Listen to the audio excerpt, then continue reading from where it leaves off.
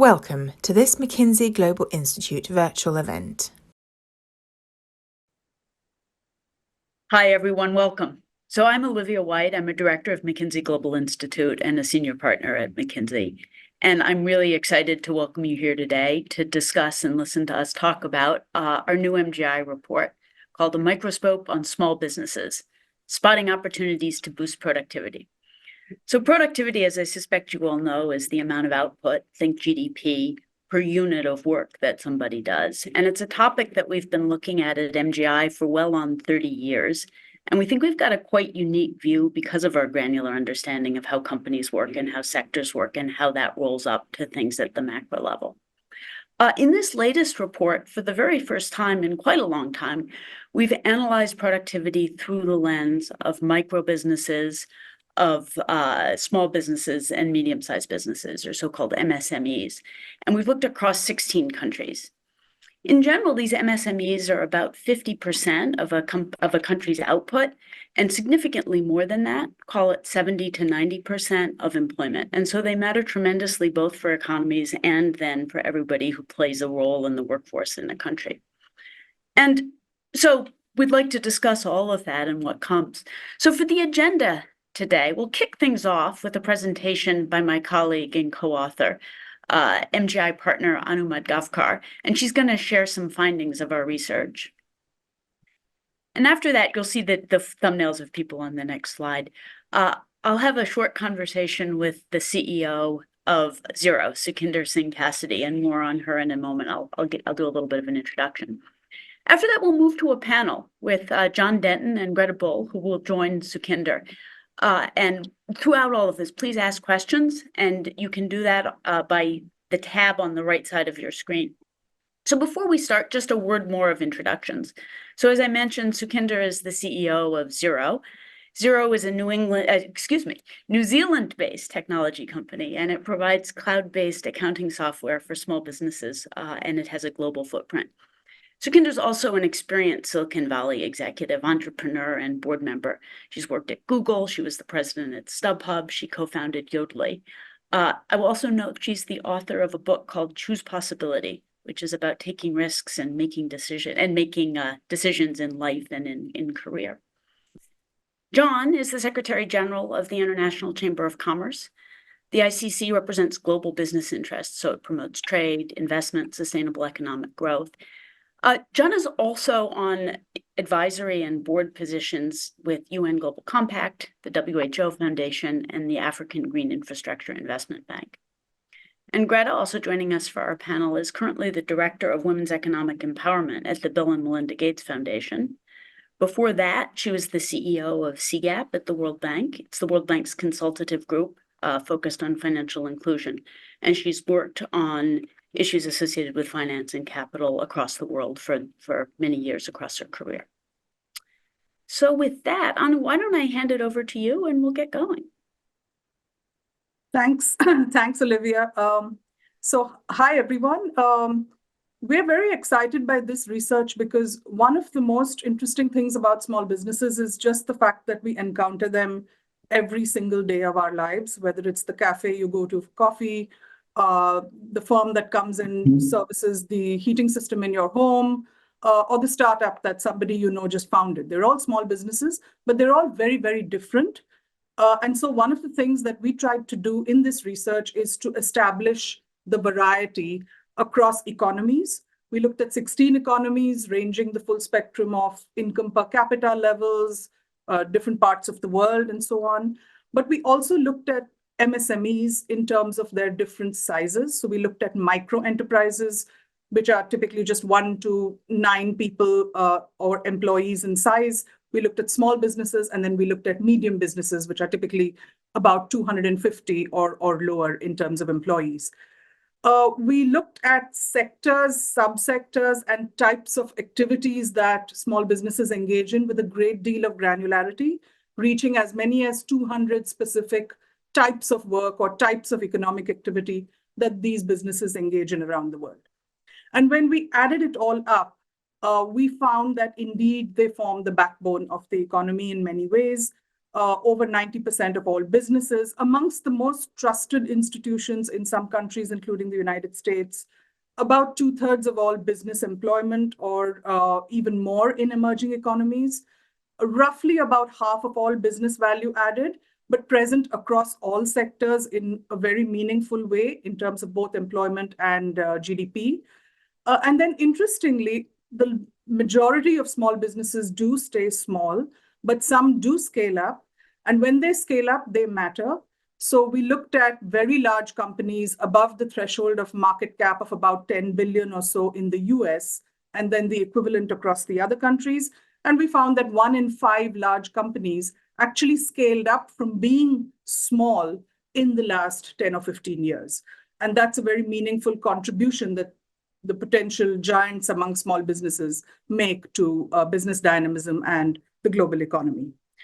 The catch, however, is that on the whole, small businesses do struggle with productivity. Productivity is the value of output or the value of work that each employee does in a small business. And here we compare the productivity of a small business with that of a large company. Why do we do that? Because in some ways, the large companies are closer to the frontier or the potential possibility of productivity in any economy. And here you see for every country that we have on this page, the gray bar, the light gray bar is really the large company average productivity in that economy. The bright blue bar is the average MSME or small business productivity in that economy. So in each economy, small business productivity is lower than large company productivity.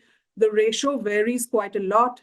In the emerging economies on the left-hand side, you see it's about 30% on average, but it can range from 6 to 10% in Kenya and Nigeria to about just under half or just under 50% in Brazil or Mexico. In the advanced economies, it's a narrower band, but it's still only about 60% of the productivity of large companies that small businesses are really able to achieve. And there is some variation across economies. So productivity and really narrowing this gap matters because that's what overall prosperity, wages, and even competitiveness and dynamism of economies does depend on narrowing this gap. This gap doesn't just exist across countries, but it varies a lot by sector as well. So here we look at the top 10 or 12 large sort of sectors in each row. And the number that you see highlighted is the average small business to large company productivity for that sector. In administrative services, this is actually over 100%, which means on average, small businesses are just about as productive as large companies, or even slightly more. The sectors at the bottom, ICT, which is information, communication, and technology, or manufacturing, this ratio is a lot smaller because scale does matter in activities like manufacturing, for instance. And small businesses do struggle to acquire many of the competencies like technology, human capital, access to global markets and trade, and then, of course, financial capital. And that drives this ratio quite a bit. You'll also see quite a spread around the average. So the dots around each of the averages is where different countries are. And so you may be a country in a sector and still have a productivity that's very different from what the best performing country is for your particular sector. And we use this idea to say, well, what if every sector and subsector reached closer to that best performing level? Not with small businesses all the way bridging the gap to large firms, but at least getting to what other countries are able to demonstrate as closer to that frontier. And narrowing that gap represents a lot of potential value. It's between 2 and 15% of GDP in each country that we looked at, but on average about 5% for the advanced economies and about 10% for the emerging economies. That's what narrowing the gap could produce, but it also means that not narrowing the gap means this amount of output is foregone or not realized by these economies, and it's quite substantial. So how do you think about narrowing that gap and boosting the productivity of small companies? The first thing to recognize is that it's not one monolithic opportunity or a very consistent opportunity across all countries. This is a patchwork or a mosaic page. Don't look at the detail, but what it's telling us is that if you look at manufacturing as an example, the opportunities vary a lot between, say, Brazil, where it might be chemicals, versus India, where it might be dominated by basic metals. Just two examples to say that the subsectors or the types of opportunity vary a lot, and understanding that ground up at a granular level is quite important. It's also important to recognize where productivity can come from, in addition to technology, capital that we already talked about. It's interactions with other businesses that help small businesses get more profitable or get more productive. Here, for 5 of the largest sectors, we compare B2B types of subsectors or activities with B2C types of subsectors. The difference being that in B2B, the small business is serving or addressing a large company as its customer. In B2C, they're going directly to individuals as their customers. And we find that in B2B types of activities, MSMEs tend to be more productive. The gap that we talked about tends to be smaller. And this is partly just because there are spillovers, there's a higher bar potentially of quality or value that transmits from this large business that you're serving as a small business. So that's one clue about how to move towards tapping more productivity, establishing more networks with large companies as customers, but also potentially in your value chain as a supplier. The other clue comes from looking at how large and small company productivity tend to move hand in hand. So here we look at small business productivity on the horizontal axis. And for the same sector or activity, we look at large firm productivity on the vertical axis. Each of the gray dots is some country, subsector combination. But what's important is that for a large number of these sectors, this is a correlation or a relationship that tends to say that the productivity of large and small move together. Creating the conditions in which both can thrive is very important. It's really not a zero-sum game or one at the expense of the other. In most of the subsectors, large companies flourish and thrive, and that could mean benefit for small companies, and there is mutual benefit both ways. So with that, how does it actually work in practice? We zoomed into a few examples to say where we have seen in some particular sector this relationship where both large companies are super productive, but also small businesses in the same sector are super productive. What's really going on? We call such examples of win-win domains where both kinds of firms can thrive. And we see that it's different reasons that make it so. In the Japan auto sector, for example, it's really about deep networks and integration, vertical integration between large companies and their suppliers, multi-year partnerships, really enmeshing technology transfer and quality standards and learning and know-how from the large to the small and vice versa. In the software industry in the US, it's much more organic. Large companies have thrived. They've attracted capital. They've attracted financial capital, human capital, and talent. But they've also led to the spawning of more productive, smaller companies as sources of entrepreneurship or the ability to open up markets because of the presence of the large company. In beverage manufacturing, which is really wine, something we all know, in Italy, for example, it is about policies that have created collective branding, established a premium presence for small wine makers. And so small firms have collectively benefited from that. And then in construction, for example, in the UK or Australia, it's subcontracting practices where large firms have actually subcontracted to smaller ones to execute on parts of their projects that they are not best able to do on their own. And systems to accelerate payments, which have actually made small construction firms just as productive on a relative basis as large ones. So what do we take away from this? There's no sort of one silver bullet to achieve that productivity we talked about, but 3 important considerations to remind ourselves of. One is the need for this win-win economic fabric that actually can help both large and small firms thrive. 2, the fact that it is granular and that there is no one answer, that the sector dynamics differ, and the levers that you might pull to improve these outcomes will actually vary based on the local context. And three, a real question about whether we need to prioritize some of the highest potential opportunities, just given disruptions and discontinuities, and the fact that you may not be able to do everything across the board. So is there need for policymakers or larger companies to think about prioritizing some of these efforts? We have a lot more of the data and the insights online. Do go to our website. We have tailored data dashboards for each country and a lot more out there. But right now, I'm going to hand over back to Olivia to take us forward. Thank you. Thanks very much, Anu, and welcome to have a conversation with me, Sukhinder. Sukhinder, it's great to be here with you. Thank you. You've been an entrepreneur. You run now a company that serves small businesses of all stripes. So you've really seen this from multiple sides. Maybe if we start with commonalities, what are some of the common struggles that small businesses have in increasing their productivity? And where does zero come in all of this? Sure. Well, again, thank you for having me. And I just love seeing the data. We also do our own study called Zero Small Business Insights. And so it's interesting to compare and contrast. There's a lot of similarities in our studies across the 4 million SMBs we serve worldwide. And we do that across 180 countries with kind of several large ones, including Australia, the UK, and the US. So I think the commonalities are simple: time, capital, complexity. I think these are the blockers everywhere for a small business owner. And I understand it. To your point, I've been a small business owner myself several times. I saw my parents.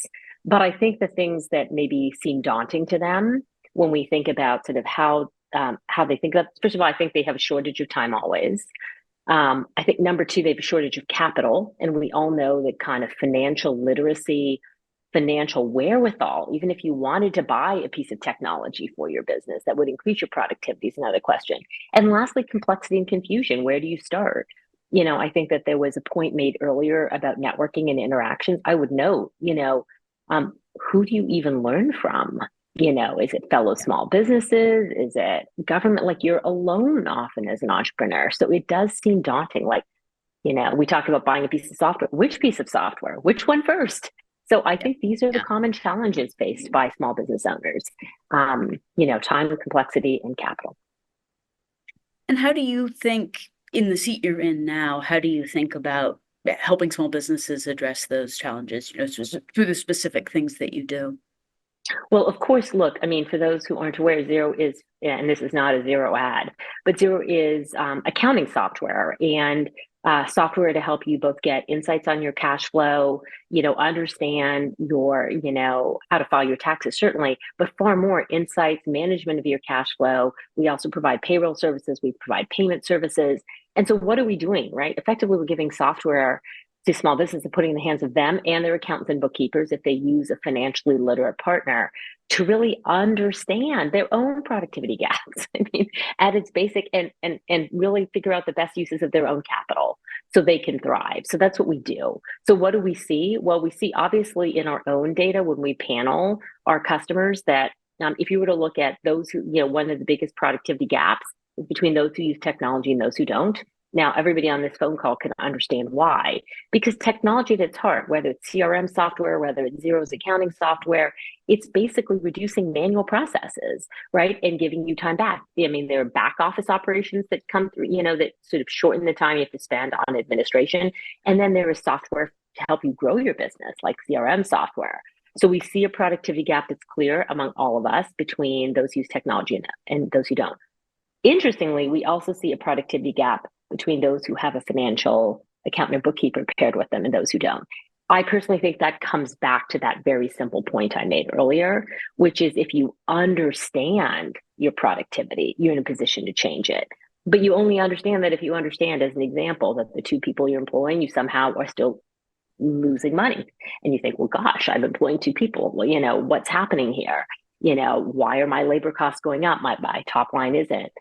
Having a financially literate person beside you as an SMB is quite important in order to understand how to make sense of like where you're productive and where you're not. So that's the other thing we see.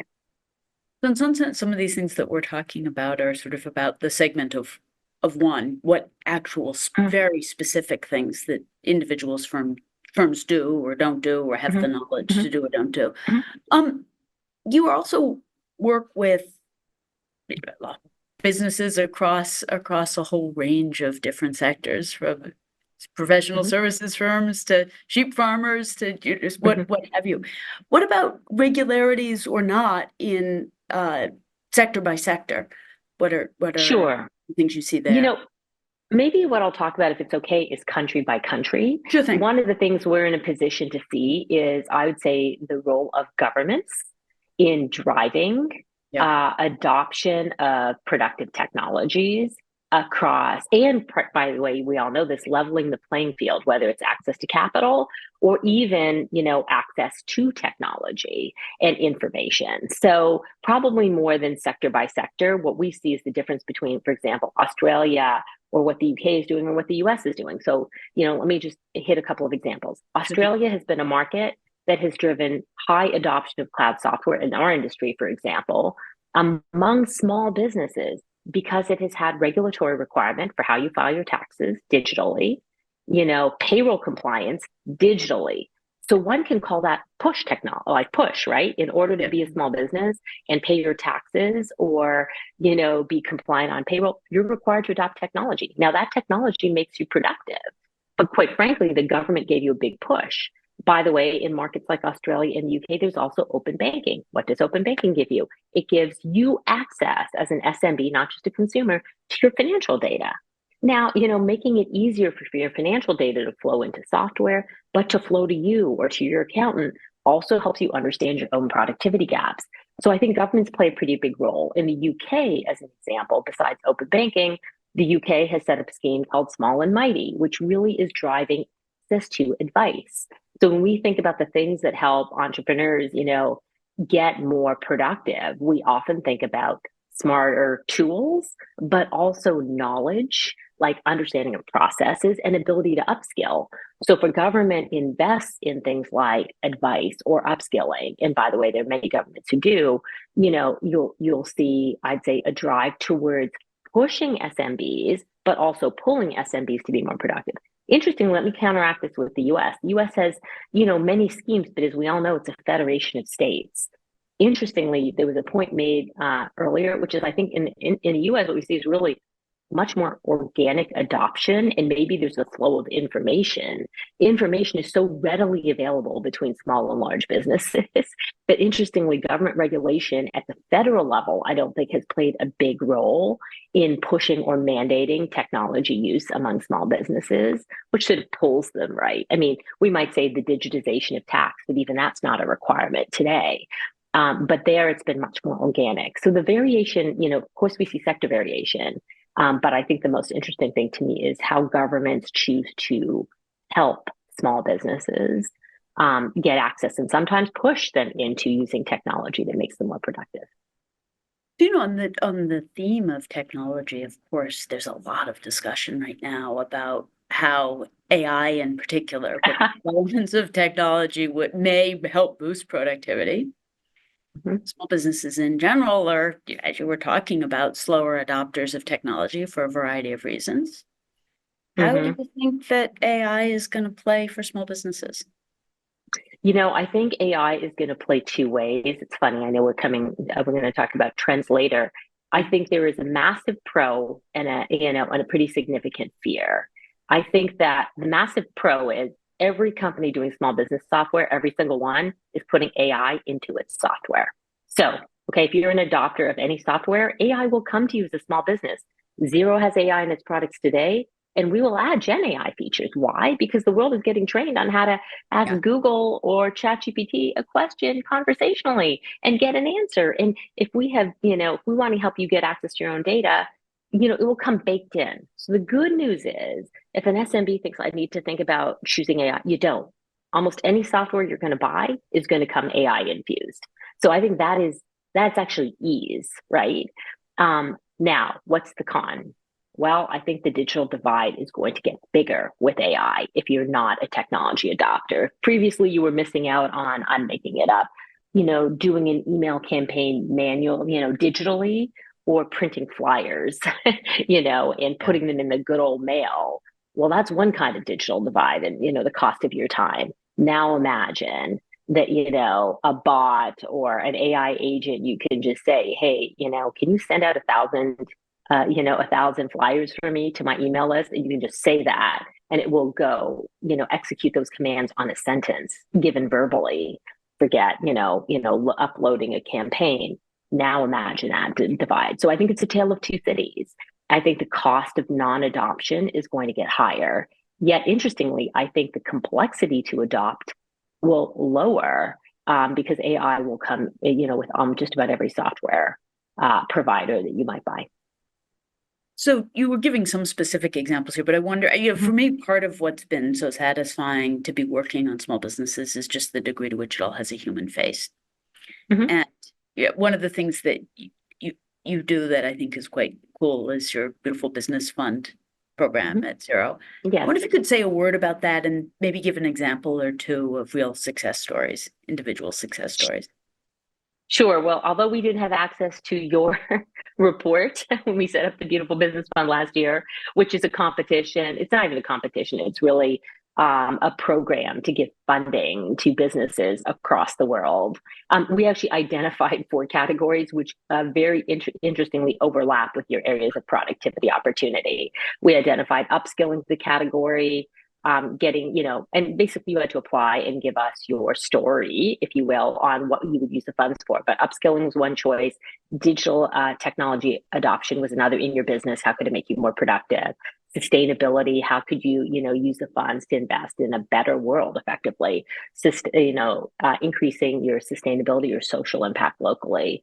And so we gave all of these categories that are all kind of pretty analogous to some of the themes here.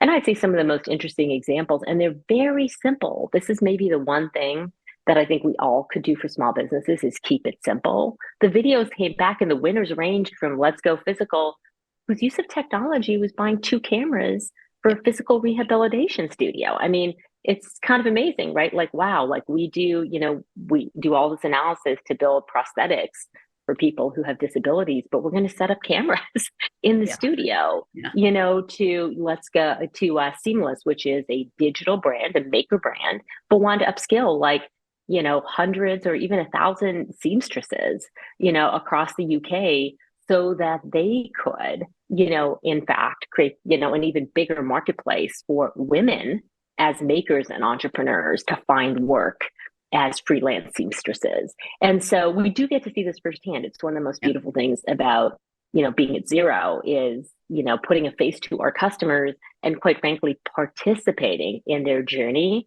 towards everything we're talking about today: higher productivity, higher understanding, higher literacy, higher productivity, so they can do what they love most. That's right. It really is quite a beautiful and vibrant diversity, and in particular, when you start to look across countries, what this all comprises. We talked a little bit about trends in the context of Gen AI. Maybe you could just reflect on what you think the next, call it 5 years, 10 years, if you dare, for small businesses will look like. Sure. Well, I guess I'm a tech bull, so I think that the adoption or rate of digitization of small businesses will accelerate. I think it will, and I think we all know that is a productivity gap closer. So we believe that we're in the business of helping close it, but I think even independent of Xero, I think it will close, and I think it will close for 3 or 4 reasons.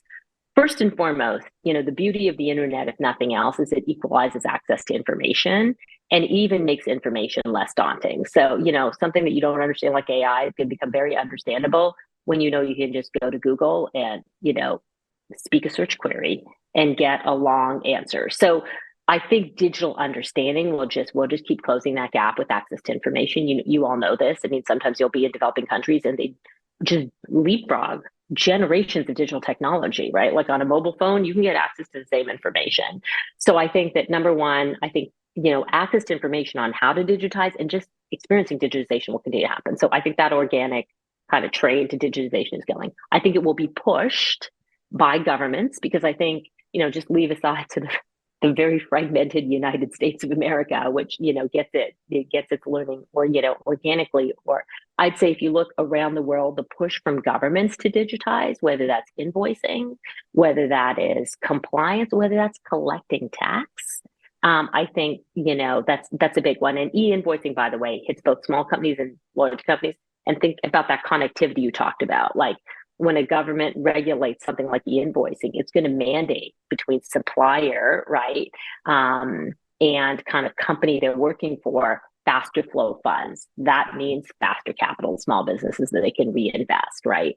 So I think we're going to see more government push towards compliance-oriented technologies digitally that will pull SMBs right into a digital era, whether they want to be there or not. So I think that's the second one. And I think, and this is maybe a hope rather than a trend.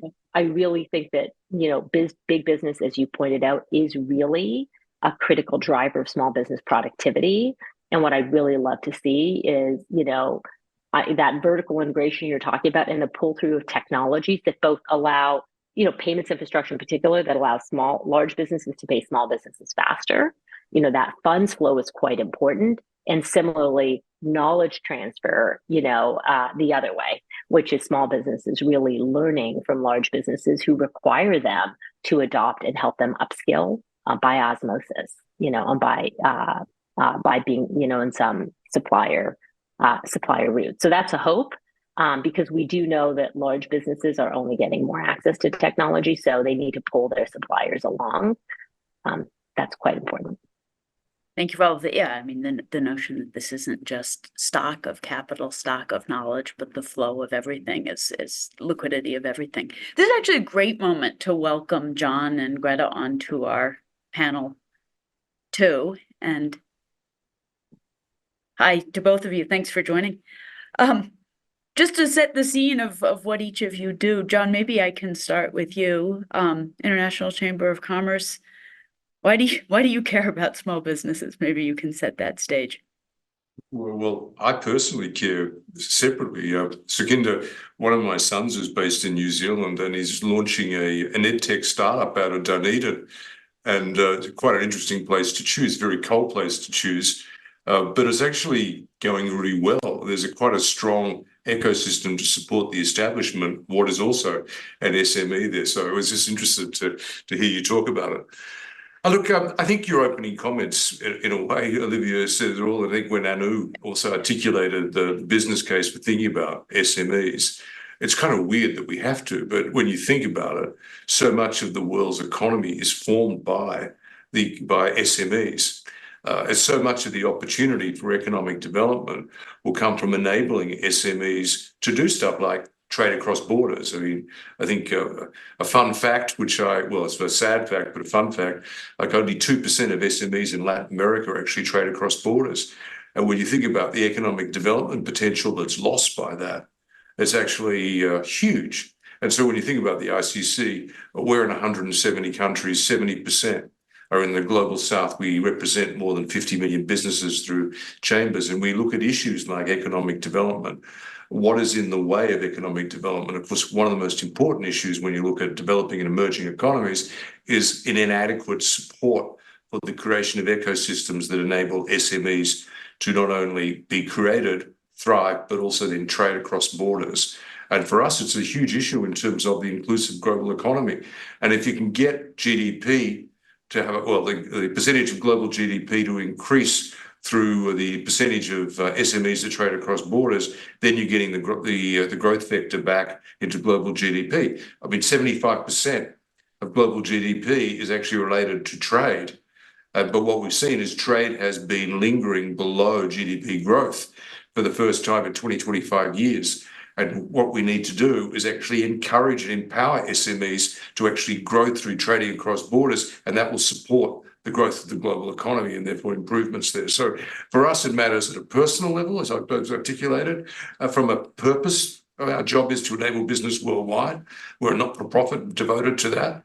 Third, we actually think that the global economy will do better if we actually unleash What is the potential? And it's not that complex when you hear Suninder talk as well about actually enabling this to happen. And maybe we'll talk about some of the barriers, but that's why we're interested. That's why we're engaged. And that's why we'll continue to push away. Thanks, John. Greta, I'll ask you a similar question. And again, it will be a case where the answer is in some form obvious, but also important to state. So you run the Women's Economic Empowerment Group at the Bill and Melinda Gates Foundation. Why do you care about SMEs? Well, so we're interested in MSMEs for a lot of the same reasons everybody else is. But just listening to the conversation up to now, we're dealing with a very different part of the economic spectrum. So we focus a lot on emerging markets, particularly low-income markets in South Asia and Sub-Saharan Africa.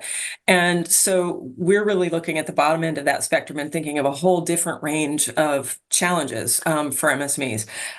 In fact, however, your framing, Sukhinder, of time, capital, and complexity is equally relevant in our markets. So I was really interested in hearing about that. But so our strategy is really an income strategy. We want to raise women's income and their control over that income. And so we have a strategy that's based on access to capital and access to markets. And the thing that's really interesting about this study is it sort of helps us put those two things together, right? So if you think about growing incomes, we either need to move people from low productivity livelihoods to higher productivity livelihoods, or we need to increase their productivity in the livelihood in which they're currently working. And, just as is true in the United States, in emerging markets, the vast majority of MSMEs are micro enterprises. And I would actually say that many of them are in a new category that we're calling nano enterprises. But beyond that, actually, a lot of them aren't even in the MSME sector at all, right? So if you look at a market like Uganda, for example, just data from the International Finance Corporation, they estimate that Uganda has something like 1.1 million MSMEs, and about 94% of those are micro enterprises. And the IFC estimates that these MSMEs contribute close to 20% of GDP in Uganda and create 2.5 million jobs. But if you do some back of the envelope math, the total adult population of Uganda is about 23 million. So 90% of Ugandans aren't counted in this at all. Where are all of these people? They're in the rural economy. And so the problem that we have in large parts of Africa isn't that we have too many micro enterprises, it's that we don't have enough. We have too many people who are kind of eking out an existence on subscale plots of land. So I think that kind of leads to some really interesting things that come out of this study, right? And so how do we think about the growth transition in Africa? It's got to have MSMEs at the center, but we have to think about how you get those productivity gains in really different places. So if the starting point is you have a lot of people living on farm, particularly women on farm, then some of the results of this study really pop, right? So the food sector is kind of an obvious place, and that's where a lot of poor women are. So can we add value in off-farm processing, local selling of food, resale and wholesale trade where we know women are? And then as Africa starts urbanizing, how do we think about things like tourism, hospitality, and also care? And I think the other angle that hasn't been talked about so much is where are those high employment jobs? Where are the jobs, the kinds of MSMEs where we can employ people and keep them employed, right? And so as we think about what a growth transition looks like in Africa or in South Asia, I think there are a lot of interesting strands to pull on in this that help us think about how we get people into work that's steady work, that's not kind of come and go occasional work, so that we can boost incomes and we can boost economic growth. So a very different perspective, but a lot of the same rules of gravity apply. There's certainly a lot of the same rules of gravity. And even, for example, Sukhinder talked about how technology can be important, but even technologies that don't seem cutting edge, cameras. Similarly, you talked about what are the technologies that allow somebody, for example, to undertake food processing, not cutting edge, but important nevertheless. Olivia, can I just jump in because Greta really pressed a big green button for me. It's really interesting that you talk about Uganda. I'll give you a good reason. The local business community there is assembled and has asked us to create, and this goes to your point about there are not enough people in business operating the tradings, etc. And they've actually asked us to open an ICC Centre of Entrepreneurship and an agri-food hub in Kampala, but obviously it'll be hubbed for the country. So actually, maybe we should talk, because this is grassroots from local business asking for more support. So clearly they're seeing a gap there, which they know we have 14, 15 of these centres around the world. So it might be a really good opportunity. I know that's not the purpose of this panel, is to create linkages between Greta and me, but actually it just so happens that it could be something quite useful comes out of it. On top of great work. It's a good purpose to build on top of everything. John, actually, one thing that we've been talking about throughout is varying different levels of granularity, where the data really matters, what forms of granularity really matter. So Sukhinder talked about variations country by country, some policy induced. Any thoughts on your part around what variations matter by sector, by size? What do you see? Well, we saw it a lot during the COVID period, where I joined the COVAX group because there was this real issue about how do you ensure equitable distribution of vaccines, and they've realised that they hadn't brought the private sector in early enough, so they brought us in to try and help. And then what we discovered was that a lot of the support was being determined on rearview mirror data, and actually it was about one level, the best one level, more accurately 2 levels above. It was too aggregated, so it was missing real-time information. So poor decisions were being made about lockdowns, about all this sort of stuff.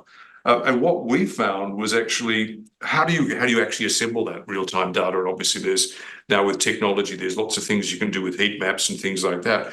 But there's nothing like the good old-fashioned Chamber of Commerce that actually, in particularly a lot of countries, or public chambers, which actually have requirements for you can't be in business unless you're registered there. You can get a very quick and accurate real-time data set about what's going on in a local economy. We knew the number of businesses going out of business in Bogota, in Colombia, because the Bogota Chamber of Commerce were able to assemble it.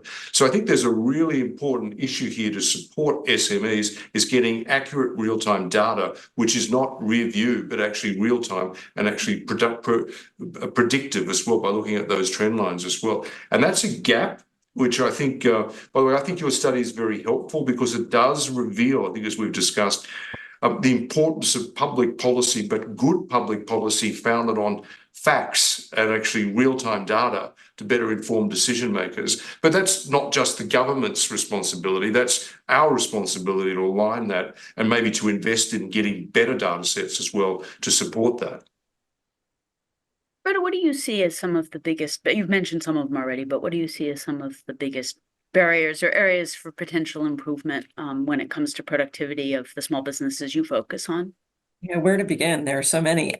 So, if you look at the World Bank's enterprise surveys, 2 things that usually really stand out as key barriers in many of our markets are access to finance and access to electricity, interestingly enough. So my team is very focused on access to capital. We recently came out with a white paper trying to articulate how, as a community, on the development side, we need to do things differently. And it's basically about doing a much better job of matching the demand for capital with the right supply, and recognizing with very low income people, you can't just assume that the market's going to take care of it. That doesn't happen in the US. We have CDFIs for a reason, but we need to sort of think about the provision of capital a little bit differently if we want to really have the impact we want to see. Electricity is also a really big killer of enterprise. So we're increasingly looking at distributed forms of energy. I spend a lot of time in South Africa as an example, and it is absolutely brutal for a small business to have the lights going out all the time. So South Africa has rolling blackouts and a pretty sophisticated small business sector, and yet the electricity goes out. So you have to invest a lot in just keeping the lights on. But I think in other areas, red tape is a huge issue. So I really like Sukhinder's point about complexity, because complexity is like the killer in most of the markets I deal with, just figuring out how to navigate being a small business, much less, connecting to procurement opportunities in value chains or with government, which has a whole bundle of other problems. And then I think, from the time point of view, for women, there are particular barriers of things like the burden of unpaid work, like care and domestic drudgery. There's social norms around the household division of labor that are really binding for women. And in some places where we work, like India and other parts of South Asia, there are actually social norms about whether women can leave the house at all. Informality often comes up in our sector, and I think it does matter. It matters as you become a bigger business. I think very nano and micro businesses probably work fine as informal businesses, but if you want to see growth, I think it does get in the way.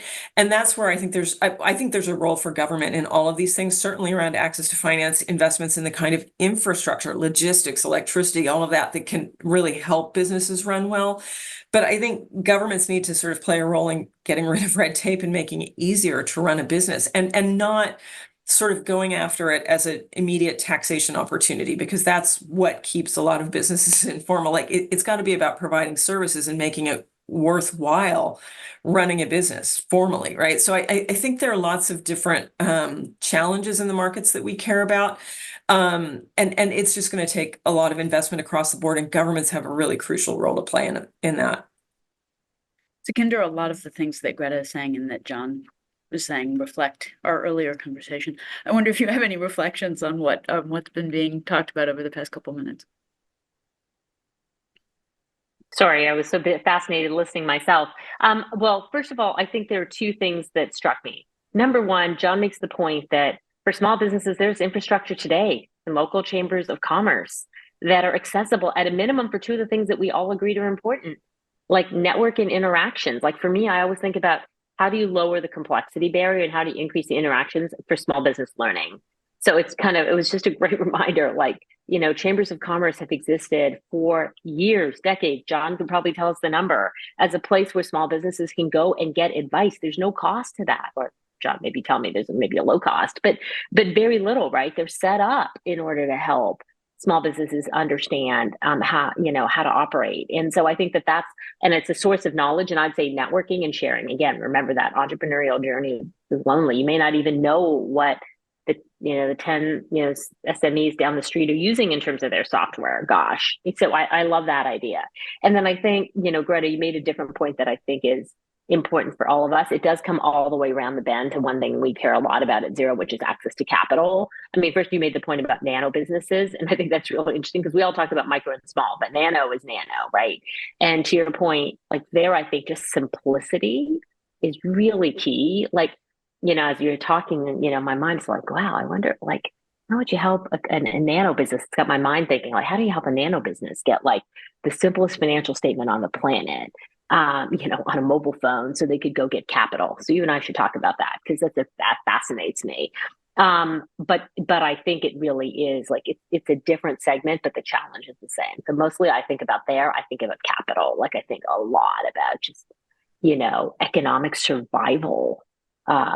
And I think it's a different ball game, but the same ball game, a variation of it. And we just need to think, I think, outside the box, maybe on how can digital technology enable a nano business.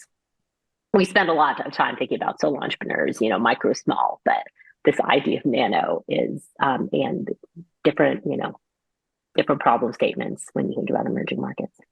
I love the connections. John, you mentioned trade when you first opened, and the fact that particularly in some regions, very small numbers of small businesses, medium-sized businesses are connected to external markets. Could you say a little bit more about what the role of trade might be looking forward to small and medium businesses? And particularly, do you think about that differently in today's world, which is more geopolitically contested than the world of the past 20 years? Yeah, but a lot of this is self-harm as well. So I'll give you a couple of examples. To enable access to finance, yes, there's a lot of the good stuff that Greta's talking about and Sukhinder's talking about, but there's actually some stuff that we can deal with that can make life easier for access to finance for SMEs. And it really goes to the way macroprudential regulation operates. So we are very focused on this, because one of the big problems we see at the moment is the macroprudential regulatory settings were sort of determined in 2008, 2009 with the creation of the Financial Stability Board. And of course, their single-minded focus is what they say is stability of the global financial system. Yeah, that all made sense in the context in which they were operating, and we all believe in stability, but the context is quite different now. As you say, there's a lot of geopolitical issues. There's also the impact of COVID. There's also issues to do with new interruptions from climate-related interventions in economies. And what you're seeing as a consequence of that has been sovereign downgrades at a huge pace over the last 2 years. And of course, one of the macroprudential rules is you can't hold a credit rating in an economy higher than the economy itself. And a lot of countries, like small, fragile economies, are having their credit ratings downgraded through no fault of their own. And as a consequence, you're seeing good businesses go out of business because there's a retrenchment of access to finance or trade finance fundamentally. And by the way, that's a real impediment to climate investment because the cost of the risk is actually too high. So what I'm working on at the moment with the G20 is how do we get momentum to get the Financial Stability Board to actually come out of their anachronistic settings and actually put it in the context. What they say is, no, the only thing that matters is stability, but they're actually causing instability by their focus on stability because they're exacerbating the ability of businesses to stay in business, increasing inequality effectively in states and actually increasing the trust gap between the global South and advanced economies because of their single-minded focus on an anachronistic definition of stability. Sorry, it's a bit of a rant here, but that is what you have to do to get this changed. And that's what we're trying to get the Brazilians to work on at the moment with the G20. So that's quite in a sense, that's a doable, achievable aim, which can leverage up access to finance because you'll actually see a number of bankable companies get access to it again. At the moment, those companies can't get access to it. And that's something that's caused by the current geopolitical, but also I think the hangover from what was seen as the advanced economies' attempt to save themselves through the Financial Stability Board. This issue of lack of trust is huge. The other issue that we see really goes to market access. Helping build new markets for SMEs and helping them access those markets. A lot of the discussion around simplicity. You think about the regulatory hurdles just to get across the borders in many regards. How do you reduce the complexity? By the way, one of the things we're doing, and I thanks very much, Sven, of mentioning this issue of chambers of commerce. We're keeping the chambers of commerce functioning in Ukraine. Because without them, you can't get certificates of origin and let your goods go across border. Without them, you can't get a lot of the stuff you need just to stay in business. And what we're also doing is helping those businesses in Ukraine discover new markets like in Latin America and elsewhere. And we're doing that more and more because access to those markets reorienting is really important. And we know one of the other own goals here is the way in which almost unilateral interventions, CBAM, the deforestation rules attached to supply chains that come out of want to give access to Europe. A lot of SMEs cannot show traceability to allow them to participate in the value chains to get them in. So we have to work on that issue as well. That's a problem there that needs to be solved. How do you enable traceability so you can show compliance? But also, how do you modify the actual legislative requirements of the European Commission to enable developing economy SMEs to participate in those value chains? And of course, the complexity of that goes not just to developing, but also a number of middle and developed economies as well. Is there enough in that for you, Olivia? Yes, and indeed, we're about to move to questions, and let's turn around. No more own goals. Let's turn around and maybe we end with a quick rapid fire round. If you had to give one piece of advice to the sort of prototypical small business, what should it think about in one sentence to improve productivity? And Sukhinder, if you don't mind, we'll start with you, then John, then you, Greta. Sure. Pick one task or area of the business to digitize. Just one. Don't worry about which one. Pick one and go. Digitize something. John. Digitize something, anything, any workflow. Yeah. Just keep pushing. Greta. Yeah, before I do that, I want to just absolutely +1 everything John just said. I was sitting here nodding along. I was thinking There's I was a making lot to another do on connection. access to Yeah, capital. yeah. And I work with entrepreneurs who are paying upwards of 70% on loans, and they're paying them back. And so they're far more creditworthy than their governments are, and they're being absolutely throttled by these issues of finance. So I 100% agree with that. Smartphones.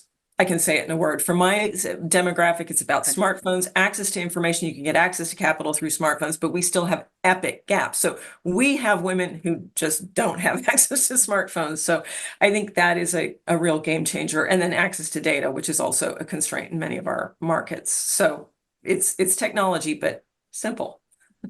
Smartphones and data, digitize something, keep going. Okay. And so with that, I'm going to start asking some questions that have been coming in from the audience, but please feel free to send more through if you have any. Anu, I'm actually going to ask you a question. Somebody has noted that the UK actually has unusually high small business productivity. So Kendra actually did say some things about this earlier. Why? I think the small business productivity ratio in the UK is particularly high, but that's also a function of the fact that the large company productivity is a little bit lower on average than in the US. So the US ratio of small to large is lower for that reason. But the small business productivity independently in the UK is high, and that's because of the kind of mix of businesses. There is a slightly larger share of headquarters and wholly owned companies in the UK, but also it's the infrastructure and enabling data-rich, open data, open banking kind of frameworks that the UK has put in place, which is a very powerful bringing together of the idea of digitize something. And then the fact that with infrastructure enabling that, there's a lot of collective efficiency or collective productivity that goes up for small firms that can't do each of those data exchanges or interactions on their own. Thanks, Anu. So Sukhinder, a question for you that actually is going to reflect, I think, some of the things Anu just said. Somebody notes that often scale and productivity go together. Is that true here? And maybe noting some of your comments about what the future trends might be, what should we expect going forward? Do scale and productivity go together? Yes and no. I mean, we've all talked about the fact that large businesses have access to capital. So if you have more access to capital, theoretically, you can do things like stop, spend time, invest in technology. But remember, I'm the tech bull here. I am also the optimist that knows in today's day and age, there are pieces of software to do everything for small businesses. And I guess it's because I sit maybe at a center of that. I'll give you an example of my tiny startup. I'd argue, I own a mission-driven startup that helps put women and diverse minorities on boards, called the Board List, now Board Prospects. From day one, we operated, that was bootstrapped, to do mission-driven work before we could get access to any capital, which is always still hard for us. And, on day one, we had bill.com to do our bills. We had, which our accountant told us to use, who files our tiny minuscule taxes. We use Gusto to pay our one full-time employee. I was introduced to Xero as a customer because our accountant told us to use it. And so as a result of using those three technologies, which probably cost us less than $100 a month, we were able to understand our finances and run a very small business. And of course, we're hosted on AWS. Oh, and we built a website with somebody else's product. So I know how productive a small business can be if you know at a fraction of the price, that you don't have to go and custom build a website, that somebody out there does it, that you don't have to build a billing system. Somebody does it, that you can start on day one with these technologies. So I disagree that you need scale to be productive. I think what you need is know-how. There's so many of these tools, and I think the average small business owner just doesn't know, what's out there. Yeah, no, actually, this is now a question, John, maybe I'll throw to you, but anybody should jump in if they'd like. Management team effectiveness matters for somebody notes for managing a group of people. Do you have any insights in the in the small businesses and the folks that you work with, John, around how management team alignment and cohesiveness and just training impact productivity of small businesses? Yeah, but I think going back to the earlier comments, I don't think it's a discipline. It's as critical. Though one of the issues we're seeing where alignment is necessary is, and we haven't really talked about this, well, I suppose in the sense when I was talking about value chain access, sustainability, building sustainability in. We're seeing increasingly demands, particularly one reason we're creating a global learning platform, because in a way we're probably the largest practical business school, is because there's enormous demand coming from SMEs, which educational institutions can't meet because they tend to drive courses to them rather than create courses on their demand, which is what we're doing. And the particular issue where there's a lot of alignment here and training and development required is enabling, I suppose, access to understanding how to determine their carbon footprint, how do they match it against others, what's the gap here, because that's really driven by a need, which is really important here. I think, education for, I suppose, team building purposes is not so interesting, but when there's an opportunity to make a buck, and there's a recognition that it needs to be a different form of working, there's alignment, and the bit that's missing is training and support to do that. And that's, I suppose, what we're doing, but I think that'll be what others are doing around the place as well, and where a lot of the trade tech tools may come as well. So very final rapid fire. Now there are a lot of people on the line who work with larger businesses. One sentence. If you're a larger business and you want to help boost small business productivity, what can you do? Greta. I think incorporate them in your value chains. I mean, just building on what John said earlier, networking. I deal a lot with sole proprietorships. Okay. So I'm gonna keep us going. So incorporate networks are really important. Networks. John. Embrace open innovation. And Sukhinder. Pay them on time. If better yet, pay them early. They need the capital. You have That's it. so true. Fantastic. Well, thank you so much, everybody, for being a part of this. John, Sukhinder, Greta, really, really appreciate it. Thank you to the audience. Really appreciate your time as well. As always, we would love your feedback, and there'll be a brief survey that will appear at the end of the session. And also you can access our report using the link and the QR code you see in front of us. Thanks again, everybody.